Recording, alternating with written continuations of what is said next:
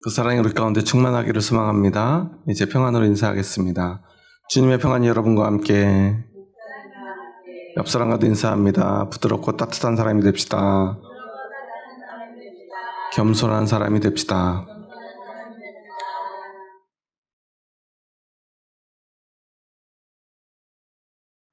오늘은 오순절후 20번째 주일이면서 10월의 마지막 주 종교교육 주일이기도 합니다. 1517년 10월 31일 루터는 독일의 비텐베르크 성곽교회 대문에 95개조 반박문을 붙입니다. 그 내용의 주된 골자는 이런 것입니다. 참 회개는 평생토록 계속되어야지 사제의 고해 성사로 끝나지 않는다는 내용. 교황은 교회가 부과한 현세의 형벌 외에는 어떤 형벌도 사할 권한이 없다는 것. 참 그리스도인은 면죄증이 없이도 교회의 모든 영적인 축복에 참여할 수 있고, 가난한 이웃을 돕는 것이 오히려 면죄부를 사는 것보다 더 선한 일이라는 내용들이 담긴 반박문이었습니다. 이 일은 사회적으로 그리고 교회적으로 너무나 큰 파장을 일으켰어요. 왜냐하면 교황의 권위에 정면으로 충돌했기 때문입니다. 왜 하필 10월 31일이었을까요? 이날이 무슨 날이죠? 10월 31일 잘 모르시죠? 할로윈 개엄한 날인가요? 31일 날이 가톨릭에서는 만성절이라고 불려요. 만성절이라고 하면 잘 무슨 뜻인지 모르겠죠. 모든 성자들의 날이에요. 우리가 잘 아는 성자는 누가 있죠?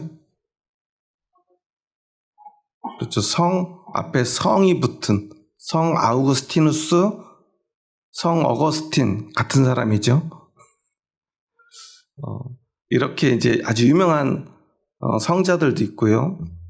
잘 알려지지 않은 성자들도 있고요. 심지어 우리 가족이지만 정말로 신앙생활을 잘하고 성자의 반열에 오를 만한 알려지지 않은 성자들까지, 그 모든 성자들의 날이 바로 10월 31일. 그리고 그 전야제가 요즘 젊은이들이 좋아하는 할로윈 대회. 우리에게는 이제는 끔찍한 기억으로 남아버린 바로 그 날입니다. 그런데 왜 하필 그날 95개조의 반박문을 그렇게 성당에 붙였을까? 그것은 그 만성절에 모든 성자들의 날에 당시에 기독교인들은요, 이런 행동들을 해요. 왜냐하면 당시에 좀 유력한 사람들, 돈이 있는 성주나 영주들은요, 어떤 성자들의 유물을 또는 유고를 모으는 걸 좋아해요. 왜냐하면 그곳에 능력이 있다고 믿었기 때문에. 그럼 그런 것들을 비싼 돈을 주고 모아놓습니다. 창고에 잘 전시해놔요. 마치 우리나라로 말하면 골동품을 모으듯이. 고려 청자, 조선 백자 이런 거 여러분들 집에 하나씩 있나요? 없지요. 그런데 누군가 집에 그렇게 비싼 청자 같은 게 있다 그러면 어때요? 자랑하고 싶잖아요. 그런데 그런 것보다 그들에게는요, 이 성자들의 유골이 훨씬 고귀한 것들이었어요. 왜냐하면 그것에는 능력이 있다고 믿었기 때문에 그래요. 만약에 누군가가 예수님이 십자가에 달릴 때 입었던 옷, 예수님이 손에 못을 박았던 그 못 같은 것들을 가지고 있다면 어떻겠습니까? 당시에는 그런 것들이 있다면요, 엄청나게 귀한 보물처럼 여겨졌을 거예요. 그래서 10월 31일이 되면 성주들은, 영주들은 자신의 창고에 있는 유물을 그 자신의 영지에 있는 사람들에게 공개를 해요. 한번 문을 열어줘요. 그러면 그곳에 있는 모든 사람들이요, 막 그곳으로 몰려들어가지고요, 한번 만져보려고 애를 써요. 그 유물을.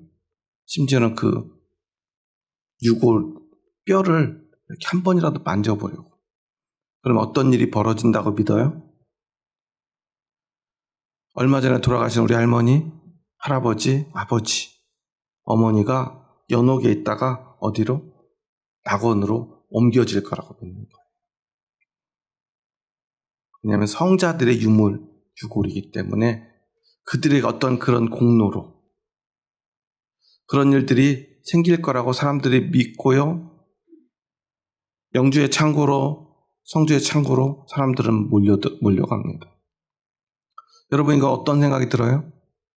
누가 봐도 미신이죠. 그런데 그게 당시에는 믿음으로 여겨졌다는 사실이에요. 그래서 루터는 하필 그들에게는 가장 즐거운 1년 내내 기다렸던 가장 중요한 날 95개조의 반박문을 그 비텐베르크 성당 대문에 걸어놓습니다. 사람들은 난리가 나요. 지금 제일 좋은 날이잖아요. 모두가 축제를 벌이고요. 기뻐하고 즐거워하고 1년 내내 기다렸어요. 지난 1년 동안 죽은 가족들을 아직 어디로 못 보냈어요? 천국으로 보내지 못한 사람들이 지금 오늘을 통해 가지고 그들을 천국으로 보내야 되는데 지금 누가 방해를 하고 있어요? 루터가 방해를 하고 있는 거예요. 이런 모든 일들을 우리가 한번 생각해 보세요. 면죄부라는 거 여러분 많이 들어보셨죠? 면죄부. 사실은 우리가 이 면죄부라는 말은 좀 오역된 말이에요. 정확한 표현을 하자면 면벌부가 맞습니다. 왜냐하면 면죄부는 우리의 죄를 사해주는 것이 아니라 우리가 죄를 지었을 때 그 죄에 합당한 벌을 받아야 되는데 그래야 구원받을 수 있는데 돈을 내면 그 벌을 면해주고 교회의 칠성사에 참여할 수 있도록 해주는 거예요. 예전에는 어떤 잘못을 한 사람들, 그래서 그 벌을 면하지 못한 사람들은요, 교회에 들어가지 못했어요.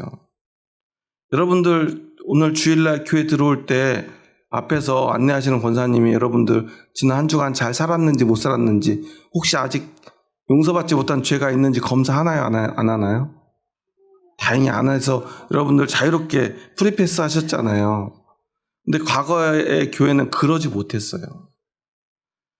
죄가 있는 사람들은요, 죄에 대한 합당한 벌을 받거나 아니면 면죄부를 받지 못한 사람은요, 교회 안에 들어가서 예배를 드릴 수가 없었어요. 그러니까 천주교식으로 말하자면 미사를 드릴 수 없는 거죠. 예를 들어서 이런 거예요. 어떤 한 주간에 살다가 거짓말을 해요. 거짓말을 하면 너희는 그러면 거짓말에 대한 죄로 여기서부터 저기까지 한 300m를 무릎으로 기어갔다 와. 이런 벌을 받아야 돼요. 그럼 갔다 오면 성직자가 이제 그 죄에 대한 그 면벌부를 써주는 거예요. 그런데 이제 그거보다 더 큰 죄를 지어요. 그러면은 무릎을 어디까지 갔다 와요? 저기 수락산 위에까지 갔다 오라 그래요. 예를 들어서 그런 식인 거예요. 어떤 식의 벌을 부과하고 그 벌을 받으면 그 죄를 사해주는 면죄가 됐다는 증명서를 내줘요. 그래서 면죄증이 있어야만 교회에 들어올 수 있고 교회의 모든 예식들에 참여할 수 있고 모든 그리스도인은 칠성사라고 부르는데요. 그 천주교회는 지금도 이제 그 칠성사가 있죠. 칠성사라고 하는 것들을 통해 가지고 구원을 받는다는 거예요. 이 성사라고 하는 것은 우리에게는 사실은 좀 낯설죠. 그렇지만 사실 우리도 하고 있는 것들이 있어요.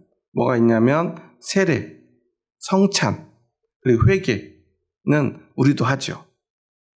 그런데 천주교회는 거기다가 뭐를 더하냐면 결혼이라든가 또 고해성사라든가 또는 성직자의 임직식 또는 병자에 대한 예식들이 있어요.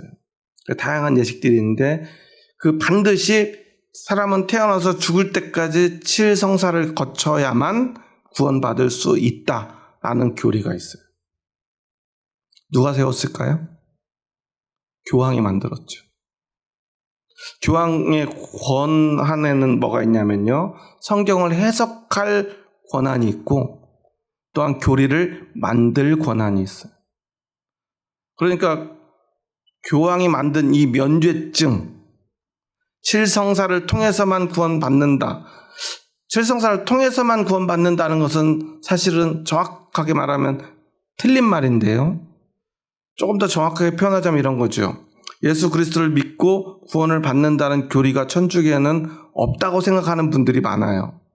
그런데 당연하게도 천주교에도 예수 그리스도를 믿는 믿음으로 구원받는다는 교리가 있지요. 지금도 천주교 다니는 사람들도 예수 믿어 안 믿어 그럼 뭐라고 그래요? 믿는다고 그래요.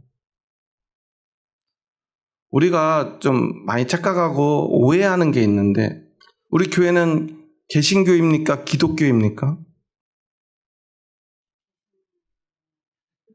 기독교가 뭐예요? 기독교는 이제 그리스도를 한자식으로 표현한 게 기독이에요. 그러니까 천주교는 기독교예요, 아니에요? 천주교는 기독교예요. 그런데 우리는 뭐라고 그러죠? 기독교, 천주교 이렇게 부르잖아요. 사실 둘 다 기독교예요. 정확하게 말하면 우리는 뭐라고 표현해야죠? 개신교가 맞아요. 조금 더 정확하게 표현하자면 개혁교회가 맞아요. 우리 교회나 가톨릭 교회나 다 기독교예요. 그리스도를 믿어요. 그런데 우리는 거기에서 문제가 있다는 것을 지적하고 교회가 개혁되어야 된다. 루터로부터 시작된 개혁교회의 전통을 이어받은 사람들. 그래서 우리는 우리를 개신교인이라고 부르는 거예요. 그러면 똑같이 기독교지만 그럼 당시에 그리고 지금까지도 문제가 되고 있는 것들은 무엇인가를 우리가 생각해야겠죠. 너무나 많은 기독교인들이요. 천주교를 기독교가 아니라고 말해요. 그래서는 안 돼요. 그들에게도 분명히 예수님을 믿는 믿음이 있다는 사실은 인정해야 돼요. 그런데 만약에 우리가 그들을 비판하고 우리를 개혁교회라고 칭하는 이유가 무엇인가를 모른다면 어쩌면 우리의 신앙이 잘못된 것일 수도 있어요. 이 루터가 95개조의 반박문으로 이 교회의 개혁을, 종교의 개혁을 시작한 이유가 무엇인가를 생각해 봐야 돼요. 사실 루터는 새로운 교회를 만들려 하지 않았어요. 교회가 개혁되기를 바랐죠. 그런데 교회는 개혁되기를 거부했던 거예요. 누가 거부했을까요? 교황과 로마의 황제가 거부를 했던 거예요. 그 과정을 오늘 한번 나누면서 참 믿음은 무엇일까를 생각해 보기를 원합니다. 오늘 본문에 보면요. 사도 바울은 이렇게 고백을 해요. 내가 복음을 부끄러워하지 아니하노니 이 복음은 모든 믿는 자에게 구원을 주시는 하나님의 능력이 됨이라. 그 말이죠. 뭘 부끄러워하지 않아요? 복음을 부끄러워하지 않아요. 그런데 루터에게는 특별한 몇 번의 경험이 있어요. 루터의 아버지는 광부였는데 광부니까 가난했을까요? 부자였을까요? 근데 루터가 너무 똑똑해요. 루터는 지금으로 말하면 IQ가 한 160, 70 이상 됐을 거라고 사람들이 얘기를 해요. 왜냐하면 루터는 라틴어에 능통했을 뿐 아니라 라틴어 성경, 신약 성경을 전체를 다 외우고 있었대요. 그러니까 아들이 똑똑한 걸 알고 아들한테 뭘 하라고 그러냐면 신학교 가라고 그럴까요? 아니죠. 법대 가라고 그래요. 제가 유치원 때 제 아버지가 늘 저한테 하던 말 했어요. 너는 법대 가서 사법고시 패스해서 검사가 돼야 된다. 저는 귀에 못이 박히도록 그 말을 제 아버지한테 정말 듣고 또 들었어요. 그래야 출세하고 집안을 살릴 수 있다 이런 얘기를 정말 많이 들었는데 루터의 아버지도 그랬나 봐요. 루터가 법대에 들어가요. 그런데 그 법대를 다니다가 특별한 경험을 합니다. 어느 날 학업을 마치고 집에 오는데 친구와 집을 향해 가고 있어요. 그때 갑자기 소나기가 내립니다. 내가 비를 좀 피하려고 큰 나무 밑에 잠깐 비를 피해요. 그런데 그때 갑자기 하늘에서 번개가 칩니다. 그리고 그대로 그 번개가 그 나무를 때려요. 그 충격으로 그 친구가 그곳에서 감전되어 죽어요. 기적적으로 루터는 살아남아요. 여러분, 천둥이 직접 바로 앞에 때리는 걸 경험해 보신 적 있어요? 천둥 번개가 어떻게 치죠? 우르르 쾅쾅 뭐 이런 거 생각하는데요. 저는 직접 제가 제 바로 30m 앞에서 나무에 번개가 떨어진 걸 직접 본 적이 있어요.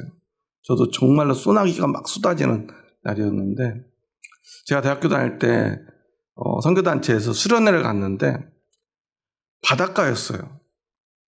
비가 너무 많이 오는 거예요. 텐트를 치고 자고 있는데 텐트가 둥둥 떠요. 그래서 자는데 뭐가 막 축축해서 일어나 보니까 텐트가 물에 둥둥 떠 있는 거예요. 그래가지고 생각해 보니까 이거 어떡하지 하고 있는데 갑자기 선배들이 지금 남자들은 다 밖에 나와서 그 여학생들 텐트 거기 좀 떠내려가는 거 다 정리를 해줘야 되니까 빨리 가자고 몇 명 빨리 자원하는 사람 나오라 그래서 저도 막 뛰쳐나갔어요. 선배랑 동기랑 셋이서 막 여학생들 텐트로 달려가고 있는데요. 갑자기 하늘에서 꽝 하고 소리가 나요. 막 최선을 다해가지고 전력 질주하다가요 3명이 동시에 제자리에 딱 서버렸어요. 그 순간에 바로 앞에 있는 나무가요 막 빨갛게 불을 타면서 타오르면서 이렇게 가지가 푹 하고 꺾이는 거예요. 진짜 바로 앞에 번개가 떨어졌어요. 진짜 거의 제 생각으로는 거의 한 3, 40분을 가만히 서 있었던 것 같은데 나중에 같이 얘기를 해보니까 몇 초도 안 됐대요. 그런데 정말 다 놀래가지고 아무 말도 못하고요. 근처에 있던 모든 사람들이 다 일시 정지가 돼 있었어요. 천만다행으로 아무도 죽지 않고 무사히 비를 피하고요. 살아났지만요. 그런데 만약에 그 순간 누군가가 죽었다고 생각을 해보세요. 얼마나 큰 충격을 받았을지. 루터는 그 죽은 친구를 보면서요. 벌벌 떨며 하나님한테 용서해달라고 기도를 합니다. 눈물을 흘리면서요. 소리 지르고요. 나도 이렇게 죽겠구나. 그 생각에 무서워하고요. 잠도 자지 못하던 루터는 그게 가장 친숙한 성자가 있어요. 광부들의 성자 안나라는 그 성자에게 서원을 해요. 수도사가 되겠다. 그리고 그는 그 길로 법대를 다니던 걸 포기를 하고요. 이제 신학교로 갑니다. 그런데요. 누구보다 열심히 수도사가 돼서 기도하고 금식하고 그런데 아무리 노력해도요. 마음속에 두려움이 사라지질 않아요. 그래서 어거스틴 수도원에 들어갔던 루터는요. 그 누구보다 열심히 노력을 해요. 그런데 어느 날 기회가 생겨가지고 성지순례를 떠날 수 있게 돼요. 어디로 갔을까요? 로마로 가요. 그곳에서 라테란 성당이라고 하는 곳에 빌라도 계단이 있대요. 이제 그것도 이제 또 하나의 성지예요. 그래서 그는 그 계단을 무릎으로 기어 오르기 시작해요. 기도하면서 어떤 기도를 드렸냐면 얼마 전에 돌아가신 우리 할아버지 연옥에서 어디로? 천국으로 좀 보내달라고 기도하면서 이 계단 끝에까지 정말 길고 긴 그 계단을 무릎으로 오르면서 저 꼭대기에 오르면 우리 할아버지가 지금은 연옥에 계시지만 이제 천국에 가실 거야 라는 소망을 가지고 막 올라갑니다. 얼마나 무릎이 까지고 아팠겠어요. 그래서 마지막 계단에 딱 올랐어요. 마음이 어때야 돼요? 도착했다 뿌듯해야 되잖아요. 근데 그때부터 마음이 찝찝하기 시작해요. 갑자기 그 머릿속에 로마서 1장 17절의 말씀이 떠올라요. 함께 읽어볼까요? 함께 읽습니다. 복음에는 하나님의 의가 나타나서 믿음으로 믿음에 이르게 하나니 기록된 바 오직 의인은 믿음으로 말미암아 살리라 함과 같으니라. 할아버지를 구원하기 위해서 뭐 했어요? 열심히 무릎으로 계단을 올랐어요. 그런데 어떻게 구원받는데요? 오직 믿음으로 구원받는데요. 오직 믿음으로 산대요. 할아버지를 살릴 수 있다고 믿었는데 살릴 수 없다는 거예요. 갑자기 그 말씀이 떠올라요. 그는 성경을 다 외우고 있었는데 하필 이 말씀이 그에게 떠올라요. 그러니까 이제 해냈다라는 기쁨이 있어야 되는데 그는 혼란스러워지기 시작해요. 그래서 다시 그는 수도원으로 돌아갑니다. 그리고 그는 비텐베르크 수도원 탑에서 특별한 경험을 합니다. 매일같이 탑에 올라와서 기도하고 말씀을 묵상하고 있었는데 어느 날 그가 말씀을 읽고 있는데 그가 믿음이 무엇인가 갑자기 깨달아져요. 그는 사실요, 이전에 어거스틴 수도원에서 그리고 이 빌라도 계단을 오르면서도 늘 죄책감이 시달렸어요. 그에게는요, 공의 하나님에 대한 두려움이 너무나 컸어요. 왜냐하면 벼락에 맞아 죽은 친구의 모습을 봤잖아요. 언제든 자신도 벼락에 맞아 죽을 수 있다. 그 말은 무슨 말이에요? 공의 하나님이 내 죄를 보시고 나를 심판하실 거다 라는 두려움 속에서 매일매일 기도하고 금식하고 그리고 봉사하고 애를 써요. 그런데 아무리 금식하고 고행하고 그리고 천주교에서 하는 고해성사도 해보고요, 별걸 다 해봤는데요, 그가 얼마나 열심히 했는지 루터는 매일매일 이 위장병에 시달렸대요. 위를 의사들은 그렇게 말하더라고. 제2의 그 뇌라고 얘기를 하더라고. 머리를 많이 쓰는 사람들은 위장병이 많이 생긴대요. 신경을 쓰면 위에는 그 신경이 많이 모여 있어가지고 신경 많이 쓰는 사람들은 위장병이 많이 생긴대요. 많이 먹지 않아도. 그러니까 식사량을 너무 줄이려고 하지 마시고 여러분들도 너무 신경을 안 쓰셨으면 좋겠어요. 그런데 루터는 얼마나 많이 신경을 쓰고 애를 썼는지 평생 위장병을 달고 살았대요. 그리고 그는 이런 고백을 합니다. 그렇게 열심히 금식하고 고행했으면서도 나는 하나님을 사랑하지 않았다. 오히려 나는 그분을 미워했다. 나의 죄 때문에 나를 심판하시는 그 하나님을 미워했다. 그 하나님이 너무 미웠던 거예요. 친구를 죽인 하나님, 이제 나를 죽일 하나님. 왜? 하나님은 공의로우신 분이니까. 나는 죄인이고, 그러니까 나는 죽을 수밖에 없지. 그래서 죽지 않으려고 그는 금식하고 고행했던 거예요. 그런데 이 비텐베르크 수도원 탑에서 그는 깨닫습니다. 하나님의 의가 죄인을 심판하시는 공의일 뿐 아니라 예수님의 그 완전하고 거룩한 의가 믿는 자에게 거저 입혀지는 것, 곧 칭의, 의롭다 칭함받는 것임을 깨닫게 돼요. 내가 노력해서 거룩해져야만 공의로우신 하나님 앞에 용서받는 게 아니라 예수 그리스도의 그 은혜가 나에게 입혀지면 되는 거구나. 그것이 갑자기 깨달아진 거예요. 성경을 아무리 읽어도 그걸 깨닫지 못했어요. 왜 그랬을까요? 그들에게는요, 성경보다 교리가 더 중요했기 때문에 그래요. 이제까지 용서받으려면 어떻게 해야 돼요? 사제에게 가서, 신부에게 가서 고해성사하고요, 또 뭐 앞에도 얘기했지만 계단을 무릎으로 막 기어오르고요, 금식하고요, 그냥 고통을 받고 벌을 받고요, 그래야만 구원받을 수 있다고 배워왔기 때문에 그래요. 누구 하나도 그것에 대해서 의심하지 못했어요. 루터도 마찬가지. 매일매일 성경을 읽습니다. 그는 그래도 사제이기 때문에, 신학생이기 때문에 라틴어로 된 성경을 읽을 수 있으니까 성경을 매일 읽고 묵상했어요. 그런데 이 말씀은요, 그냥 말씀일 뿐이에요. 글자일 뿐이었어요. 그런데 그 말씀이 살아나서 그의 마음을 움직입니다. 아, 금식과 고행이 아니라, 나의 공로가 아니라 믿음이구나.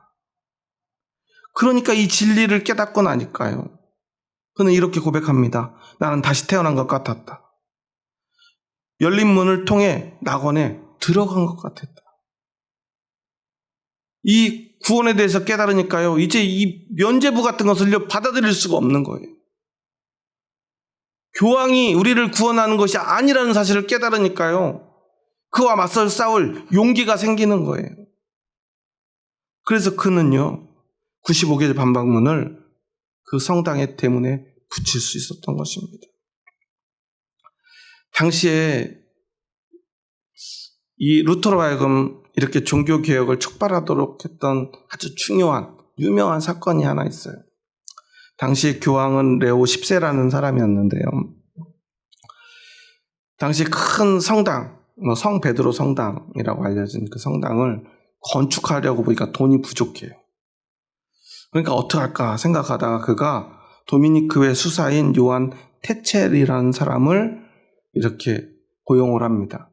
엄밀히 말하면 고용이라기보다는 그 사람은 요즘으로 말하면 뭐랄까요, 카피라이터 같은 사람이, 그가 만든 선전 문구가 있어요. 아주 유명합니다. 당신의 동전이 이 괴짝에 쨍그랑하고 떨어지는 소리와 함께 연옥에 있는 영혼이 천국으로 날아간다.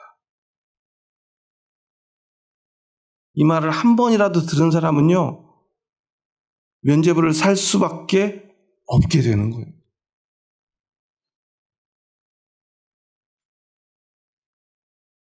그래서요, 각 지역에 파송됐던 수많은 사제들, 추기경들이요, 비싼 돈을 주고 부임을 해요. 예를 들어서 우리나라 돈으로 한 10억 원을 주고 그 자리에 갑니다. 왜냐하면 그곳에 가면 면죄부를 팔아서 20억, 30억을 벌 수 있기 때문입니다. 그리고 그런 일을 할 수 있도록 만든 사람이 바로 이 테첼이라고 하는 사람이에요. 그러면 그들은 그 면죄부를 판 금액, 수익금의 일부를 교황청으로 보내요. 그래서 성당을 건축합니다. 그러니까 그러지 않도 가난한 사람들이요, 천국에 가기 위해서 자신의 가진 것, 심지어는 빚을 내서라도 면죄부를 사는 거예요. 사람들은 점점 가난해지고요, 교회는 점점 부자가 됩니다. 교황이 그 모든 일들을 주도합니다. 그런데 이 은혜를, 믿음을 깨닫고 난 루터는 이것을 용납할 수가 없었던 거예요. 그런데 그가 그렇게 반박문을 붙이고 나서 이제 교황청은 발칵 뒤집어졌겠죠. 그리고 그를 지지하는 사람들도 생겼지만 그들은 힘이 별로 없었어요. 그리고 그 사건 때문에 이 루터를 미워하던 로마의 황제 카를 5세가요, 그를 불러들입니다. 그리고 1521년 보름스 국제회의가 열려요. 그곳에서 루터를 세워놓고요, 네가 그동안 쓴 모든 책들을, 저술들을 다 철회하고 네가 그동안 말했던 그 모든 말들이 잘못되었다고 인정하라고 말합니다. 그러자 루터는 고민을 하다가 하루만 기도할 수 있게 시간을 달라고 그래요. 이게 진짜 기도하러 간 건지 아니면 어떤 정치적 목적이었는지는 확실하지 않은데요. 그런데 결국은 정치적으로 이때 루터는 아주 성공적인 그런 말들을 하게 됩니다. 다음날 그는 일부러요, 사람들이 가장 많이 몰린 곳으로 가요. 그곳에서 공개적으로 연설을 시작합니다. 내가 한 말들, 쓴 책들 가운데 만약에 오류가 발견된 것들에 대해서 나는 인정하고 사과한다. 처리하겠다. 하지만 참 믿음에 관한 것들, 그리고 하나님이 나에게 주신 것, 그리고 성경이 증명하고 있는 그 모든 것들, 그런 것들에 대해서는 나는 결코 철회할 수 없다. 그러면서 아주 유명한 말을 남깁니다. 나는 성경과 바른 이성에 사로잡혀 있다. 그러므로 나는 철회할 수 없다. 내 양심은 하나님의 말씀에 사로잡혀 있다. 그리고 지금까지 회자되는 그 마지막 명언을 남깁니다. 내가 여기 서 있고 나는 다르게 할 수 없다. 하나님이 나를 도우시리라. 그리고 그는요, 그 말로 인해서 보름스 칙령이라는 것이 이제 결정이 돼요. 이제부터는요, 그의 모든 권한이 이제 다 취소가 돼요. 생명에 관해서도. 이제 누구든지 루터를 죽여도 살인죄로 처벌받지 않는다. 보름스 칙령으로 공표를 합니다. 물론 사람들이 쉽게 루터를 죽일 수는 없어요. 왜냐하면 수많은 제후들 가운데는 루터를 지지하는 사람들이 있었거든요. 후에 루터는 그런 말도 했다고 그래요. 만약에 내가 그날 마음만 먹었다면 내가 아니라 황제가 죽었을 것이라고. 왜냐하면 그때 더 많은 군사력을 가졌던 제후들이 루터의 편에 있었거든요. 오히려 루터가 그것을 부정했다면 그 제후들의 손에 루터가 죽을 수도 있었다는 말까지 있어요. 그래서 그때부터 수많은 제후들과 교황과 황제의 싸움이 시작이 돼요. 루터는 그때부터 평생 도망자 신세로 살아갑니다. 그때 프리드리히라고 하는 영주가 그를 납치를 해요. 사실 납치를 핑계 삼아서 그를 보호해 준 거예요. 그를 납치해가지고 감옥에 가둬버려요. 그러니까 아무도 그를 죽일 수 없죠. 그리고 이 프리드리히의 보호 아래 그는요, 그때부터 신약 성경을 번역하기 시작합니다. 독일어로. 그 전까지는요, 성경을 자국어로 번역하는 일은요, 법으로 금지되어 있던 일이에요. 여러분, 마녀사냥 들어보셨죠? 마녀사냥이 원래는 어디에서부터 비롯된 일이냐면요, 원래 성경은 모두가 라틴어로만 기록할 수 있도록 교황이 법으로 정했고요.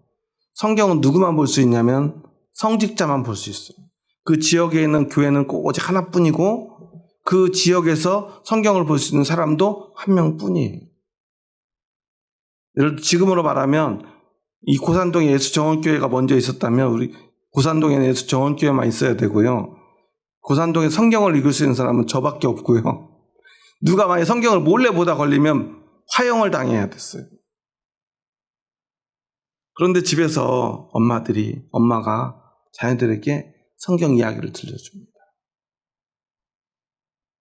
몰래. 아이들을 모아놓고 성경 이야기를 들려줘요. 그럼 어떻게 돼요? 그 사람 마녀가 돼요. 불에 태워져서 공개적으로 화형을 당하는 거예요. 그건 누구나 할 수 있는 일이기 때문에 지금으로 말하면 목사만 할 수 있는 일입니다. 신부만 할 수 있는 일을 자격이 없는 사람이 했다는 이유로. 그런데 루터는 라틴어로 된 성경을 누구나 읽을 수 있는 독일어로 번역을 합니다. 이걸로 인해 사실은 독일은 굉장히 큰 혜택을 봐요. 원래 독일이라고 하는 나라는 굉장히 야만인으로 유명해요. 여러분, 사도신경이 어떻게 생겨난 줄 아세요? 사도신경이라고 하는 그 신앙의 고백이 처음부터 있었던 게 아니라 여러 신앙의 고백들이 있었지만 특별히 사도신경을 딱 제정한 이유가 있어요. 복음을 전하고 교회를 세워가다 보니까 사람들이 믿음에 대해서 너무 잘 몰라요. 쉽게 말해서 무식해요. 글도 잘 모르고 신앙을 아무리 가르쳐도 잘 몰라요. 그러니까 아주 단순하게 그냥 이거 외워, 그리고 그냥 맨날 입으로 말해 라는 고백문을 만들어서 사람들로 하여금 그냥 무조건적으로 외우게 만들어요. 그럼 그 외우면 뭐예요? 뭐가 있어요? 믿음이 있고 너 구원받을 수 있어. 매일 교회 나와서 모든 성례에 참여하면서 이걸 외우면 너희에게 구원, 이렇게 선포를 해주는 거예요. 그 대표적인 나라가 바로 독일이었어요. 독일 사람들은 글도 잘 모르고요. 이제 그때 당시 유럽에서는 제일 무식한 민족 가운데 하나였어요. 그런데 루터가 독일어로 성경을 처음 번역함으로 말미암아 세계에서 가장 유력한 언어가 돼요. 독일어가 말이죠. 그리고 그때부터 많은 나라들이 라틴어를 된 성경을 자기네 나라 말로 번역하기 시작해요. 이제까지는 그런 일을 하면 어떻게 돼요? 불에 태워 죽었는데 이제는 루터 때문에 이 사람들도 그렇게 할 수 있게 된 거예요. 그래서 오늘 우리도 한글로 된 성경을 읽게 된 겁니다. 여러분 라틴어로 혹시 된 성경 보셨나요? 저도 사실은 잘 라틴어를 몰라요. 너무 어려워요. 동양에는 한자가 있다면 서양에는 라틴어가 있다는 말이 있어요. 그렇게 어려워. 한자보다 어떤 면에는 더 어려운 언어예요. 그런데 이제 누구나 성경을 읽을 수 있게 돼요. 그리고요, 그때부터 종교개혁이 이제 또 불길처럼 이제 전 유럽을 뒤덮게 됩니다. 심지어 이 프레드리의 도움에서 이제 벗어난 루터는요, 그냥 루터라는 이름으로 살아갈 수가 없게 돼서 이제 자기 이름을 기사 게오르그로 개명을 해요. 사실 자신의 신분을 숨긴 거죠. 요즘으로 말하면 신분증을 위조해가지고 그러고 다니기 시작을 하는 거예요. 살아야 하니까. 자신을 돕는 사람들에게 피해를 주면 안 되니까. 이 보름스 칙령으로요, 교황과 황제는 루터와 그의 조력자들을 단죄했지만 오히려 이 종교개혁의 불길은 더 거세집니다. 전 세계적으로 불길이 일어나고요. 나라들마다 성경을 번역하기 시작하고. 그리고 오늘 우리가 잘 알고 있는 오늘 주보에도 제가 기록을 해놨는데 한번 주보 한번 보실래요? 종교개혁 5대 정신을 그는 선포를 합니다. 한번 읽어볼까요? 이렇게 읽습니다. 첫째, 오직 성경. 둘째, 오직 예수. 셋째, 오직 은혜. 넷째, 오직 믿음. 다섯째, 오직 하나님께 영광. 한번 앞을 보시면 우리 강대상에 뭐라고 써 있어요? 솔리 데오 글로리아. 이게 다섯 번째. 오직 하나님께 영광이라는 뜻이에요. 솔라 스크립투라 솔루스 크리스투스 솔라 그라시아 솔라 피데 솔리 데오 글로리아. 이 다섯 개의 정신을 그는 선포하고요. 개혁교회는 그 정신을 이어받습니다. 오늘도 그 개혁교회의 정신을 이어받은 개혁교인으로서 어떤 특정 사람의 권위가 아닌 오직 성경의 권위로 하나님의 은혜로 구원받은 참 그리스도인으로 살아가야 할 것입니다. 그런데 오늘 한국 교회는 어떻습니까? 어떤 목사가 큰 교회를 성장을 시키고 큰 건물을 짓고요. 어떤 영향력 있는 말씀을 나누면요. 사람들은요. 마치 그것이 구원의 조건이 되는 양 그곳으로 몰려갑니다. 하나님의 말씀보다 어떤 사람의 말에 더 영향을 받습니다. 성경보다 건물의 크기에 더 영향을 받습니다. 어떤 위대한 설교가인지는 모르겠지만 그 사람에게서 영향을 받기 시작해요. 마치 과거에 교황에게서 구원이 나오는 것처럼 여겼던 그 중세시대의 모습으로 오늘 한국 교회가 돌아가고 있지 않은지 우리는 다시 한번 생각해 봐야 합니다. 루터가 이 5가지의 종교개혁 정신을 발표한 5개의 솔라, 그 의미는 이런 거예요. 왜 오직 믿음으로 라는 말을 했느냐? 구원은 돈으로 얻는 것이 아니라는 거예요. 면죄부를 사면 구원받는 게 아니라는 거예요. 그거 사지 않아도 우리는 믿음으로 구원받을 수 있어. 언젠가부터 교회 하면 세상 사람들은 11조를 먼저 이야기합니다. 우리는 11조로 구원받지 못해요. 교회도 11조로 구원받는다고 이야기해서도 안 됩니다. 물론 그렇게 이야기하는 목사는 없을 거라고 저는 생각하지만 혹시 그런 말을 하는 사람이 있다면 그런 교회를 떠나야 할 것입니다. 우리가 자발적으로 헌금을 하는 것과 그것이 나의 구원의 조건이 되는 것이 다르다는 사실이에요. 오직 그리스도, 왜 이 말을 선포했을까요? 솔루스 크리스투스라는 말을 전면에 내세운 이유는 사제가 집례하는 칠성례를 통해야만, 그것과 믿음이 하나 되어야만 구원받을 수 있다고 가르쳤기 때문이에요. 어떤 목사님이 세운 교회를 다녀야만, 그곳에서 봉사해야만, 주차 관리해야만 장로가 될 수 있고 구원받을 수 있다고 말하는 것, 그것이 바로 거짓이라는 사실을 루터는 말하고자 했던 것입니다. 그리고 오직 성경, 교황의 성경 해석권, 교리 제정권, 오직 성도는 교황의 말과 교황의 교리를 따를 것이 아니라 오직 성도가 믿고 순종해야 될 것은 하나님의 말씀인 성경뿐이다 라는 것을 말하고 싶었던 것. 오직 은혜를 말한 이유는 당시에 가톨릭 학자인 에라스무스가 이런 책을 써요. 의지 자유론. 그곳에서 에라스무스는 이런 말을 합니다. 우리의 구원에 대해 하나님이 50%, 인간이 50%를 기여해야만 구원받을 수 있다.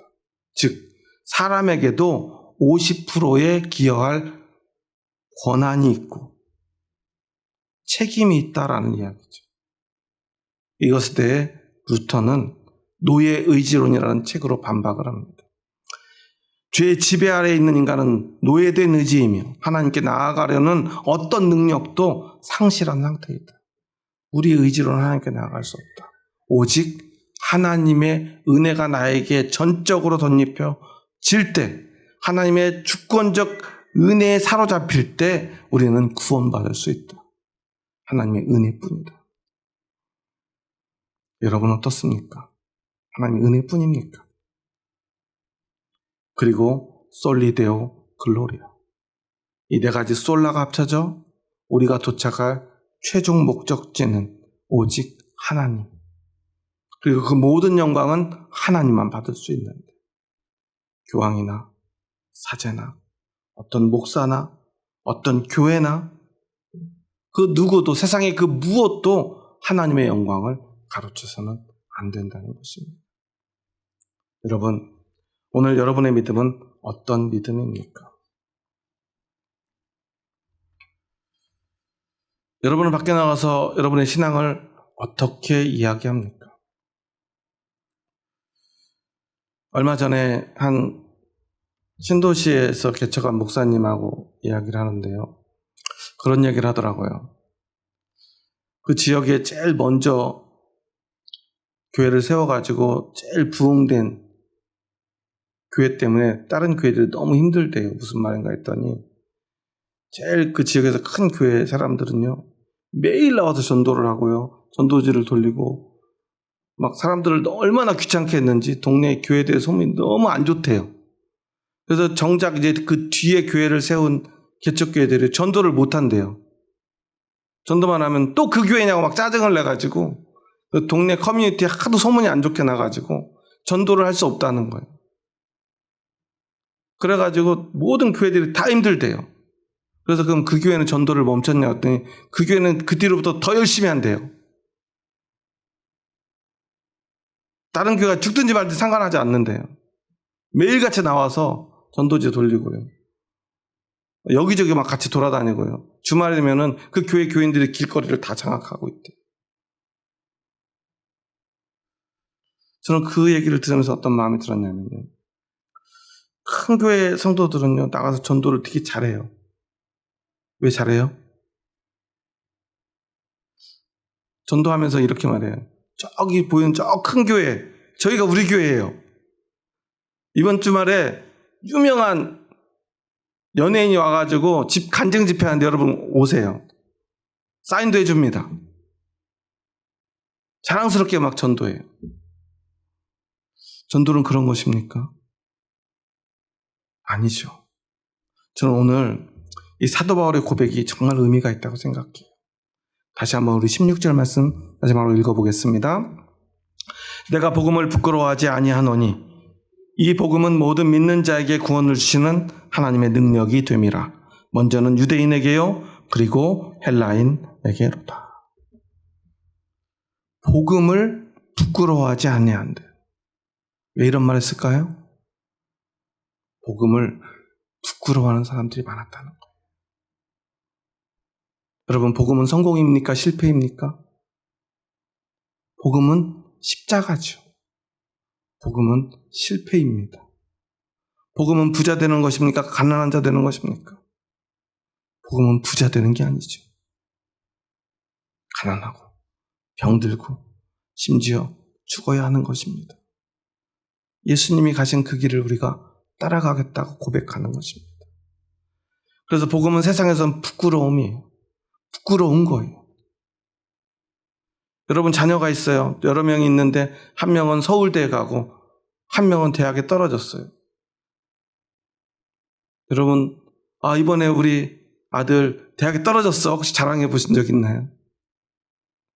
근데 얘가 성격이 정말 좋아. 대학에 떨어졌지만 나 그래도 얘가 더 예뻐. 더 사랑스러워. 이런 얘기 해보신 적 있어요? 마음으로만 간직하시죠? 서울대 합격했어요. 여러분 자랑해요? 안 해요? 떡이라도 해야 되잖아요. 그런데 복음은 그런 게 아니라는 거예요. 우리는 무엇을 부끄러워해야 되고 무엇을 자랑해야 합니까? 우리는 오직 복음을 자랑해야 합니다. 세상의 성공을 자랑하는 것이 아니에요.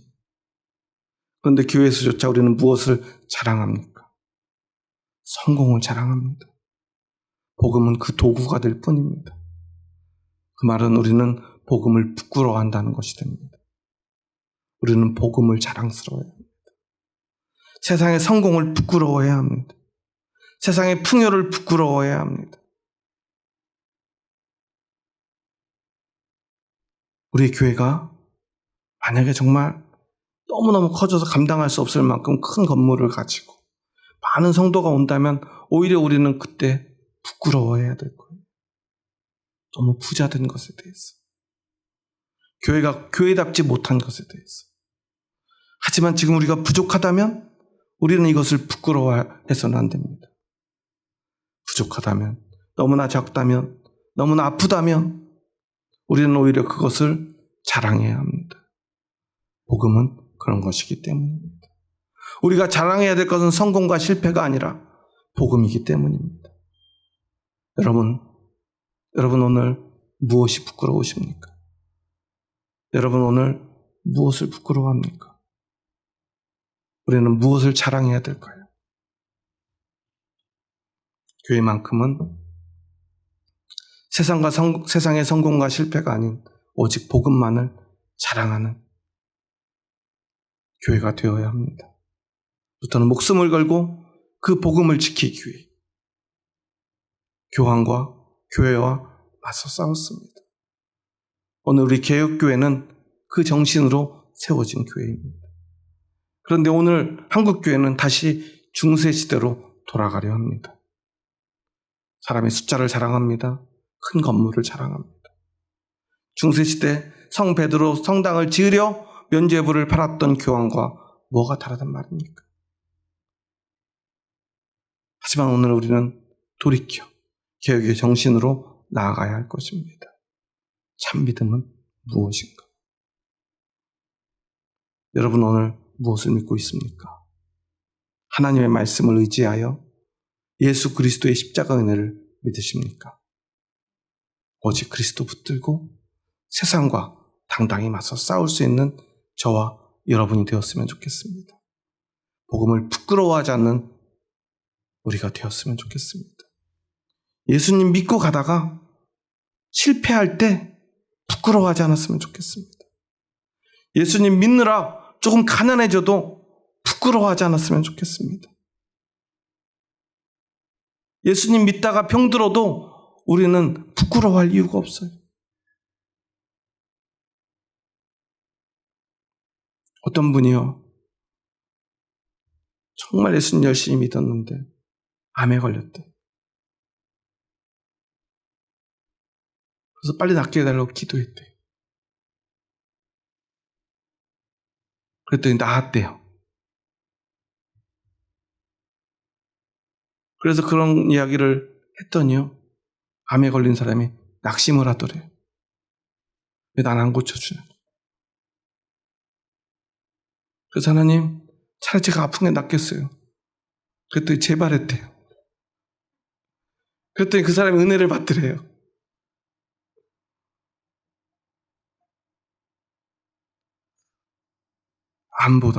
암이 낫는 것보다 복음이 더 소중한 믿음. 그게 진짜 믿음이 아니겠습니까? 그게 진짜인지 아닌지 저는 참 믿을 수가 없는데요. 그런 믿음도 있구나 생각이 들어요. 그런데 그게 진짜 믿음이 아니겠습니까? 여러분에게는 어떤 믿음이 있습니까? 우리 어떤 순간에라도 복음을 부끄러워하지 않는 진짜 믿음으로 참 개혁의 교회를 세워가는 저와 여러분이 될 수 있기를 주님의 이름으로 축원합니다. 우리 마지막으로 한번 이렇게 옆 사람과 인사하고 말씀을 마치도록 하겠습니다. 옆 사람 보면서 한번 함께 이렇게 고백해 볼까요? 복음을 부끄러워하는 사람이 되지 맙시다. 돈 자랑하지 말고 복음을 자랑하는 사람이 됩시다. 물론 돈도 좀 벌어야 되고요. 건강도 해야 되지만 우리가 늘 복음을 자랑하는 사람이 됐으면 좋겠습니다. 믿음을 자랑하는 사람이 됐으면 좋겠습니다. 또 이렇게 말하니까 나 1년에 예배 몇 번 드려 이런 거 자랑하지 마시고요. 헌금 얼마에 이런 거 자랑하지 마시고요. 진짜 나를 그리스도의 십자가에 못 박는 헌신의 믿음을 자랑하는 우리 수정교회 성도님들이 되었으면 좋겠습니다. 함께 그 길을 걸어갈, 믿음의 길 걸어갈 형제자매들에게 주의 사랑으로 사랑한다고 고백합니다. 주의 사랑으로 사랑합니다. 집사님이 있어 행복합니다. 우리 함께 갑시다. 끝까지 함께 합시다. 기도하시겠습니다. 하나님 감사합니다. 저희 부족하고 연약한 자들 사랑하셔서 저희들을 개혁교회의 성도로 구원받을 그리스도인으로 하나님의 백성으로 불러주시니 감사합니다. 오직 믿음만이, 오직 은혜만이 우리의 전부임을 고백합니다. 오직 예수 그리스도뿐임을 고백합니다. 오직 하나님의 말씀인 성경만 의지합니다. 그리고 하나님께만 영광을 돌리기 원합니다. 홀로 영광받아 주시옵소서. 예수님의 이름으로 기도합니다. 아멘.